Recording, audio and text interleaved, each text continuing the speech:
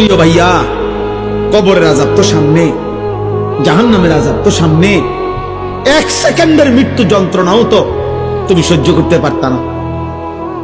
হযরত আমর ইবনুল আস রাদিয়াল্লাহু তাআলা আনহু, নবীজির বিখ্যাত সাহাবী, ওনাকে বলা হয়েছিল মৃত্যুর পূর্বে ওনার ছেলে, উনি ঈমানদার, উনি সাহাবী, ওনার ছেলে আব্দুল্লাহ ইবনে আমর ইবনুল আস, উনিও সাহাবী। ছেলে বলতেছিলেন মৃত্যুর পূর্বে, আব্বা আপনার কাছে এই মুহূর্তে, শেষ মুহূর্তে মৃত্যু যন্ত্রণা কেমন মনে হইতেছে? প্রিয় ভাই শোনো, হযরত আমর ইবনুল আস বলছেন, ইয়া বুনাইয়া কাআন্না জিবালাদ দুনিয়া আলা সাদরি ওয়া কাআন্নী আতানাফফাসু মিন সাকবিল ইবরা। এই কিতাব আমার কাছে গাড়িতে আছে। ওয়া জাআত সাকরাতুল মাউত বিল হক, এটাই কিতাবের নাম। আমার কাছে একটা আরবি কিতাব আছে, এই কিতাবের নামে এটা।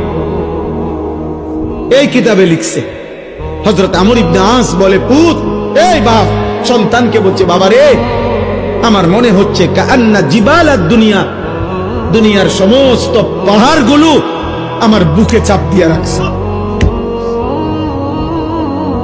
কাআন্না জিবালাদ দুনিয়া আলা সাদরি, মৃত্যু যন্ত্রণা আমার মনে হচ্ছে দুনিয়ার পাহাড়গুলো আমার বুকে চাপ দিয়ে রাখছে রে ফুল। ওয়া কাআন্নী আতানাফফাসু মিন সাকবিল ইবরা, আর আমি যেন এই পাহাড় চাপা অবস্থায় আমি যেন সুইয়ের ছিদ্র দিয়া, সাকবিল ইবরা, সুইয়ের ছিদ্র দিয়ে আমি যেন একটু একটু নিঃশ্বাস নিতেছি।